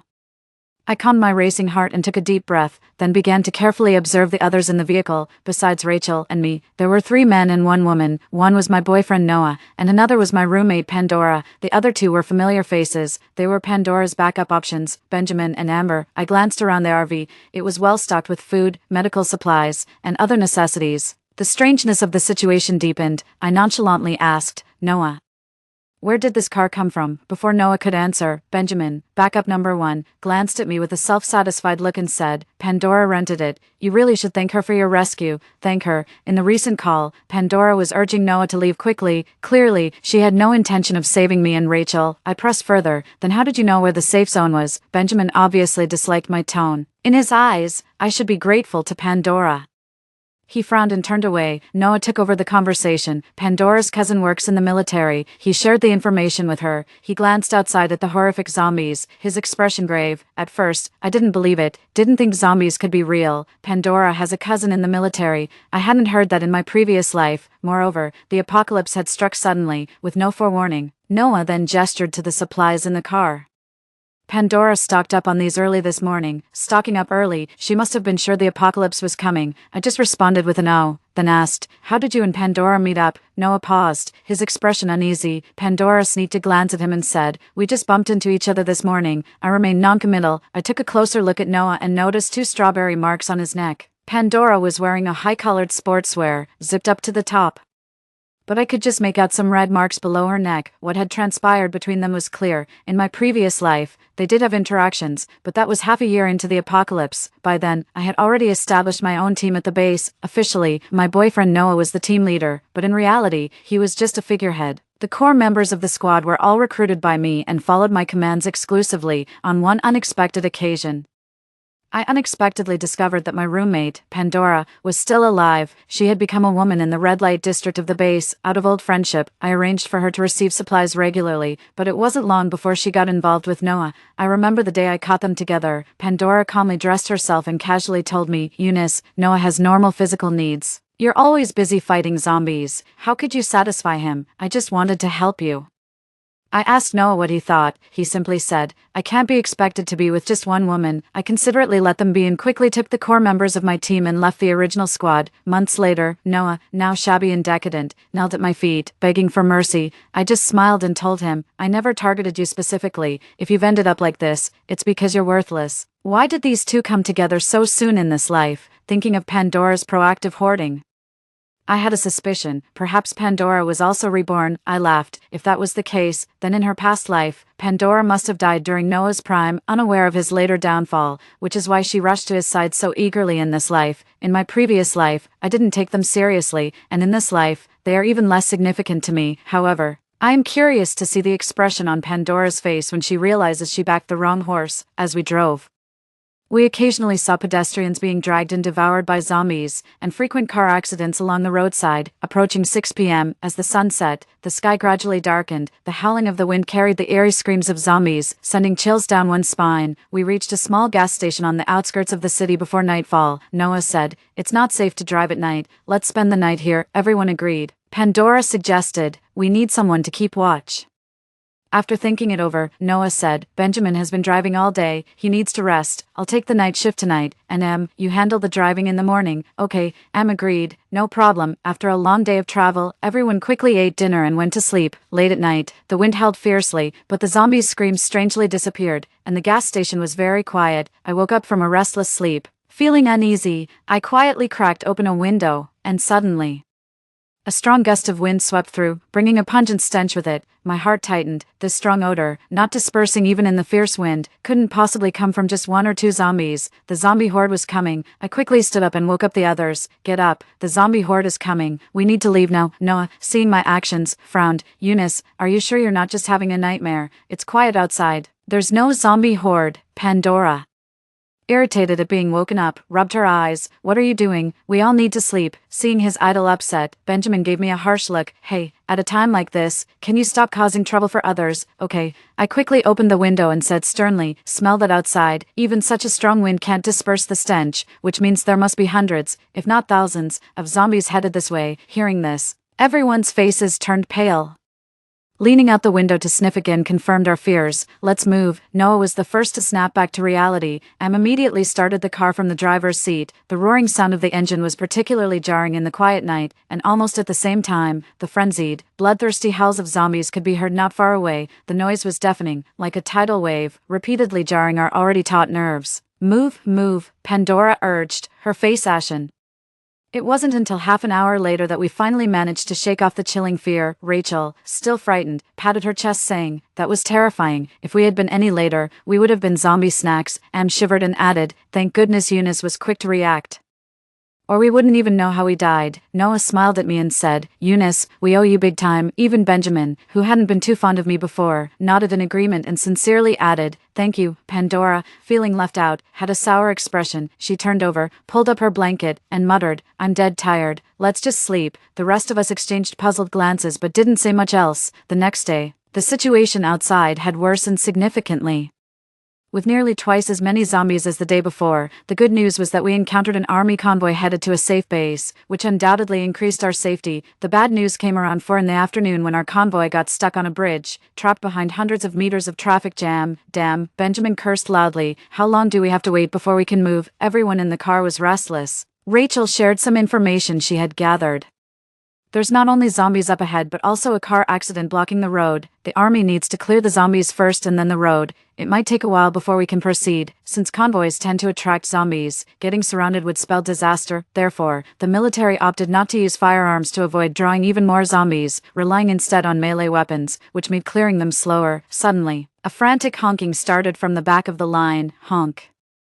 Almost simultaneously, several more vehicles began honking. The sound of honk, honk, honk filled the air. Drivers began to panic. Who the hell is so brainless, honking at this time? Do they want to attract zombies? Idiots, stop honking. My heart sank. Honking was known to attract zombies, a basic survival knowledge. A single car honking could be a mistake or an emergency inside the vehicle. But several cars honking together, that indicated something serious.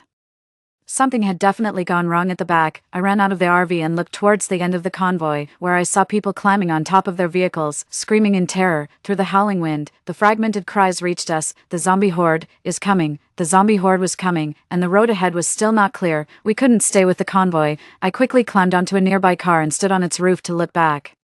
The horde of zombies stretched as far as the eye could see. They were only a few hundred meters from the convoy. The military immediately arranged for firepower support in the rear, and the relentless rattling of machine guns filled the air. When we were caught in a pincer attack, there was no longer any concern about attracting more zombies, but the real problem was that we were on a bridge. The army couldn't use powerful explosives for fear of destroying the bridge, which would spell doom for everyone. Moreover, the effectiveness of the machine guns, which were limited in number, against the zombies was minimal. After the firepower attack, not only did the number of zombies not decrease, but it actually increased. The loud noises and the scent of blood drew an unending stream of zombies onto the bridge, ahead of the convoy, although there were fewer zombies. The road was completely blocked by overturned and skewed vehicles, making it impassable for the convoy.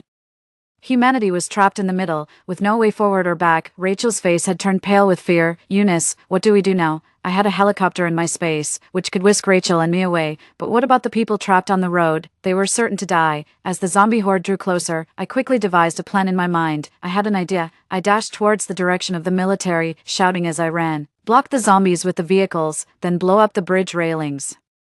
Almost as soon as I finished speaking, a soldier who looked like an officer responded immediately. Good idea. His voice sounded familiar, and when I looked up, it was Oliver. He was Alan's nephew, the man in charge at the Northwest base, and the next in line to lead. Understanding my intent, Oliver quickly directed a group of soldiers into action. Dozens of vehicles were commandeered by about a dozen soldiers, lined up tightly to block the road completely. The vehicles were arranged bumper to prevent the zombies from breaking through. At the same time, the demolition experts quickly prepared their explosives. With a loud bang, a section of the railing was blown apart. By the time we finished, the zombie horde was upon us. The dense crowd of zombies pushed forward and, as expected, began falling off the bridge through the broken railings. Seeing this, I breathed a long sigh of relief. We were saved. The zombie onslaught lasted for half an hour, and it wasn't until the last few zombies were headshot by the military that it finally ended. Those who had narrowly escaped death cheered with tears streaming down their faces. Some knelt and kowtowed on the ground, while others embraced and wept together. When I returned to the RV, I noticed that everyone's gaze was particularly intense. Well, everyone except Pandora. Rachel was so excited she was nearly bursting. She hugged me tightly. Eunice, you were incredible. You saved everyone. You saved so many people. Amber, with sparkling eyes, asked me, Eunice, how did you come up with that idea? I pondered for a few seconds and replied, probably watched too many apocalypse-themed movies. Just applied what I've seen. Benjamin came over, smacking his forehead. I like those too. How did I not think of that? Rachel pushed Benjamin playfully, laughing. You're not as smart as Eunice. Actually, the idea wasn't that complex. And with Oliver's capabilities, he would have thought of it eventually. Otherwise, he wouldn't have been able to make it back to the base alive in his previous life. I just happened to speak up first. Pandora, who had been sulking since getting in the car, finally crossed her arms impatiently and said, Can you keep it down? The chatter is killing me. The others in the vehicle paused momentarily. The cheerful atmosphere suddenly dissipated. Benjamin asked worriedly, Pandora, what's wrong? Are you feeling unwell? Pandora was visibly upset but couldn't verbalize her true feelings. The thoughts of a girl are often easy to guess. It was just jealousy. Rachel sneered. What's wrong? Just feeling bad inside because she can't stand seeing others happy. Pandora snapped. You'd better remember whose car you're in. You eat my food, use my things. What right do you have to be sarcastic with me? Noah's expression hardened, and he stood up to say, I asked Eunice and Rachel to come along in the car. If you have any complaints, blame me, not them. Pandora panicked and quickly explained, Noah, I didn't mean to blame you. I laughed. Oh, Noah, calling him so affectionately, I said, tell us what happened between you two on the last night before the apocalypse. Pandora's face turned pale instantly. Clearly, being exposed in front of two backups about her sordid affair was embarrassing for her. However, she soon made a choice. Biting her lip, her eyes brimming with tears, she said, So you knew all along? Yes, that night I was already with Noah. A flicker of panic crossed Noah's face as he instinctively avoided my gaze. Pandora lowered her eyes, concealing the smugness in them, eagerly anticipating my reaction. Oh, I said emotionlessly, turning to Noah and stating bluntly, Then you're dumped. Both Noah and Pandora were stunned, their faces a picture of disbelief. Pandora stuttered, you, unable to figure out what to say next. She was ready to put on a performance, but I gave her no chance to act, leaving her feeling like she had punched into cotton, unable to vent her frustration. Noah looked at me with guilt in his eyes. I'm sorry, Eunice, that day I quickly gestured for him to stop. Cheating is cheating. No excuses, Rachel, let's go. I called to Rachel, who was already livid, and we quickly got out of the car. "Eunice, wait for me." Rachel hurried after me, spitting behind her and cursing, "Scumbag and slut." Behind us, Pandora and Noah's faces were a sight, while Benjamin and Amber looked as if they had swallowed something disgusting. Shocked and nauseated, I headed straight for Oliver's military vehicle. Along the way, Rachel tried to comfort me in various ways. "Bitches with dogs are forever, jerks with chicks stick together." That made me burst out laughing. The poor girl thought I was heartbroken and looked at me with even more sympathy. When we reached Oliver's vehicle, the armed soldier recognized me, smiled, and asked, "Hey, it's you. What's up? I have a way to quickly clear the vehicles up ahead. Please take me to your leader," I said. The soldier, momentarily surprised and cautious, frisked us briefly before swiftly taking us to Oliver. Seeing me, Oliver straightened up and extended his right hand.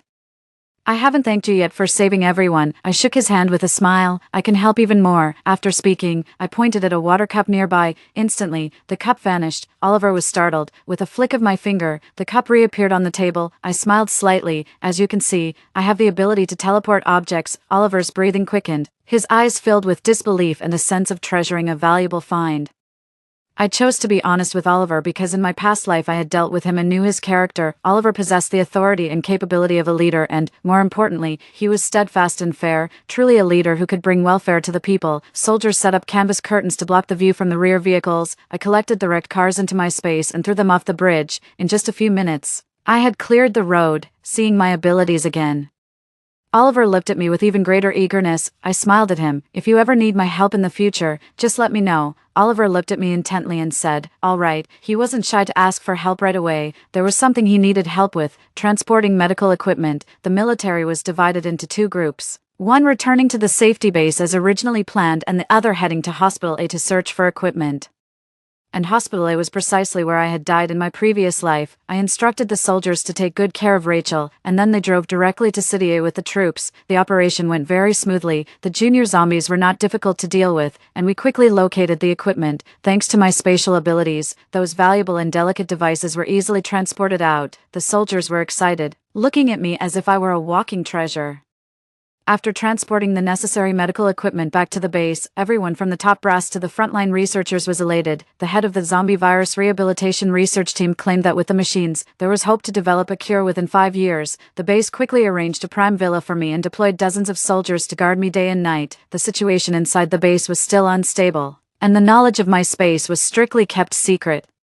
With those in the know under orders to maintain confidentiality, Rachel also moved into the villa with me. As for Pandora and Noah, I didn't have time to pay attention to them. During this time, Oliver and I were busy collecting various equipment and supplies. More than a month had flown by in a blink. When I re-entered the base, I heard something new. A woman claimed to have been guided by God and could foresee the future. She predicted a small-scale zombie siege in 3 days, after a heavy rain. The temperature would suddenly rise to 45 degrees Celsius. The team sent to City B to search for supplies would encounter a wave of zombies. Everything she predicted came true. In these apocalyptic times, people were already anxious and fearful. Hearing of her deeds, they virtually revered her as a divine incarnation. Even Alan, the leader of the base, met with her. This woman was Pandora. Oliver and I returned to the base, weary and dusty, upon arriving at Alan's office. We saw Pandora sitting on the sofa. The moment she saw me, she seemed incredulous, but soon after, she chuckled. "Eunice, long time no see. Who is this with you?" Alan chimed in. "Oh, let me introduce him. This is my nephew, Oliver." Pandora's pupils dilated slightly. Having been in the base, she had naturally heard of Oliver's renown. A flash of jealousy crossed her eyes. Clearly misunderstanding my relationship with Oliver, she scoffed. "I see Eunice is still so likable. In just a few days, you found someone new." Before I could respond, a fierce look flashed in Oliver's eyes as he snapped, "Watch it." Pandora was startled. Alan's expression also changed, but he managed to keep his composure, only darkly ordering the guards, "Please escort Miss Sting out." Pandora was completely baffled, unable to comprehend why Alan, who had been quite courteous just moments ago, had suddenly turned hostile. After being thrown out of the office, she stubbornly shouted at the door, "Hey! I can foresee the future. You'll regret sending me away." Oliver looked questioningly at Alan. Alan scoffed and shook his head. "Prophecies. She just happened to guess a few things right by chance." Pandora's so-called prophecies were merely memories from her past life. Memories can be flawed, and things can change. The benefits of her rebirth were not as great as she imagined. An hour later, after Oliver and I had reported the outcomes of our trip, to my surprise, Pandora was still waiting for me. As I emerged, she ran up to me and asked, "What is your relationship with Oliver?" I raised an eyebrow. "What's it to you?" Her expression complex. Pandora bit her lip and said, "Could you please introduce me to Oliver? I have the ability to predict the future, and keeping me would be useful."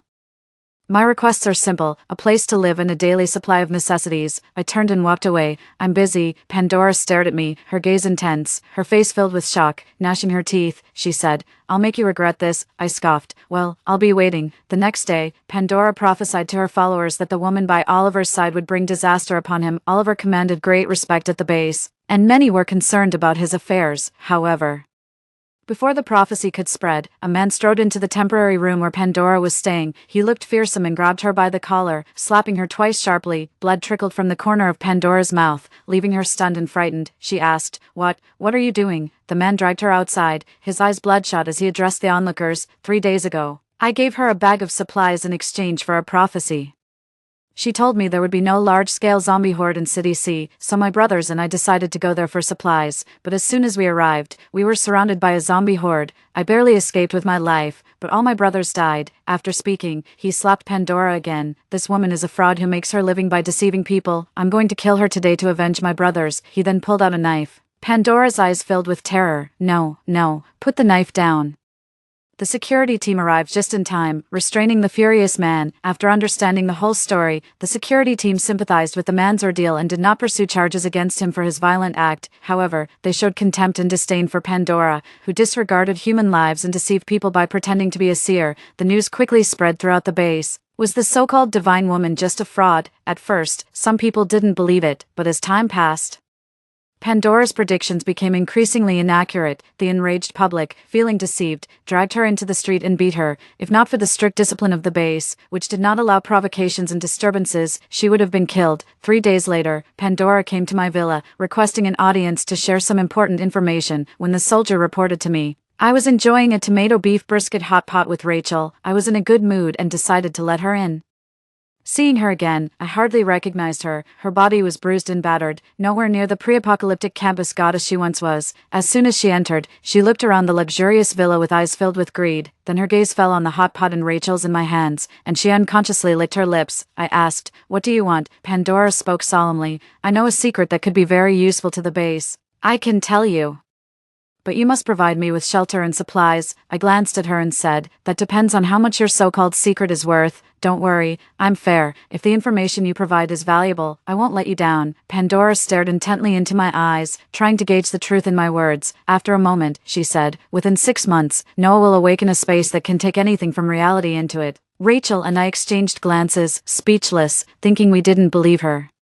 Pandora quickly added, "I'm telling the truth." I asked, "Where did you get this information?" Pandora replied, "I told you I have the ability to prophesy. This is what I predicted. Noah will become the captain of the base's first squad, and his squad will have a continuous supply of materials. I saw with my own eyes how an empty warehouse was filled overnight. If that's not spatial transfer, what is?" Pandora was detail-oriented, but she completely misunderstood the situation. I smiled, placing my hand on a nearby chair. "Are you talking about this space?" With that, the chair vanished. Pandora fell to the ground, her face filled with astonishment. Full of disbelief, she exclaimed, "You have a space too?" I walked over to her, smiling, and said, "The one with the space isn't Noah, it's me." Pandora stared at me in terror as if she had seen a ghost, murmuring to herself, "How can this be? How? The space is yours, not Noah's." I confirmed, "That's right." After a moment, she broke down, alternating between crying and laughing madly as she tore at her hair, then ran out of the villa. Rachel watched in shock. "She's lost her mind, hasn't she?" Then she reminded me, "Eunice, that scumbag Noah has been to the villa several times trying to reconcile with you. I had someone chase him away. Don't let him fool you. I heard he's been mooching off Pandora ever since he got to the base. Men who cheat and sponge off women are the worst." I gave her a reassuring look. "Do I look that foolish?" Rachel nodded in satisfaction, then she gossiped, "So, how are things going with Oliver?" I quickly finished the hot pot in my hand, placed the bowl on the ground, and said, "Oliver and I are strictly professional partners." Then I stood up and said, "I have to go now." "Leaving so soon?" Rachel called out from behind. "Eunice, I think Oliver is interested in you. Give him a chance." I have been busy with space imaging lately. Space imaging, as the name suggests, involves projecting images from my space for everyone at the base to see. In my previous life, this technology was on the verge of completion. In this life, I asked Oliver to help find the researchers and handed them the results to further their studies. This allowed the technology to be quickly developed. 3 days later, my space was officially revealed. The resources within were displayed to all the survivors in image form. The entire base was abuzz in these apocalyptic times. Lack of clothing is the least of worries. The deterioration of spirit is far more severe. During these hardest days for humanity, this space undoubtedly became a beacon of hope. With this space, the pace of infrastructure building could be accelerated significantly, allowing large machinery, building materials, and even houses to be quickly placed where needed. There is no passage of time within the space, so perishable food and items can be preserved to the maximum extent, completely preventing resource waste. The inspiring and uplifting value of the space far exceeds its storage function. It is a symbol of an era. That day, as usual, I headed to the newly established safe zone. Pandora suddenly burst out from around the corner. Immediately, a soldier caught her, and several guns were pointed at her in an instant. I waved my hand, signaling the soldiers to release her. I had someone investigate Noah and Pandora's situation before. Noah tried several times to see me, but each time, the soldiers beat him up, and eventually, he didn't dare to come again. To make a living, he had to join a third-rate squad. His weak nature meant he wasn't cut out to be a key player, barely managing to survive. Pandora, just like in her previous life, had become a member of the red light district. I asked her indifferently, "What do you want?" Pandora, looking deranged, glared at me and said fiercely, "Eunice, you actually revealed the secret of the space. Do you know this is a divine item that many people desperately seek?" She muttered to herself, "If it were mine, if it were given to me, I would make everyone kneel at my feet." I scoffed. "What good would it do to give it to you? Even if it were yours, you would have been dead since the day you left school. With your capabilities, could you have kept the space safe?" Pandora suddenly faltered. "Indeed, what difference would it make if it were hers?" She paused, stunned. With a bitter laugh, madness was already taking its toll, she said, "Eunice, do you know, I have been reborn. I am the darling of the heavens. Why should you live so well, while I, reborn, live a life even worse than my last? Something must have gone wrong." The soldier guarding her glanced disdainfully, clearly regarding her as insane. I watched her steadily until she calmed down completely. I said, "In life, one must strive to overturn fate and live as one's true self. Heaven granted you a second chance at life. If you remain trapped in the mindset of a reborn, ultimately treading the same old path as before, how is that different from being a puppet of fate?" Having said that, I walked away, paying no further attention to Pandora behind me. 3 years later, the Northwestern Security Base had become the largest base in China, a safe zone spanning thousands of miles, capable of accommodating 300,000 residents. With numerous strong allies and dependents, the crumbling social order was being rebuilt. I looked beyond the base towards the distant lands. To this day, our brethren still suffer from hunger and cold, their homes reduced to barren wastelands. The journey is far from over, being reborn into this vast world. There is much to be achieved.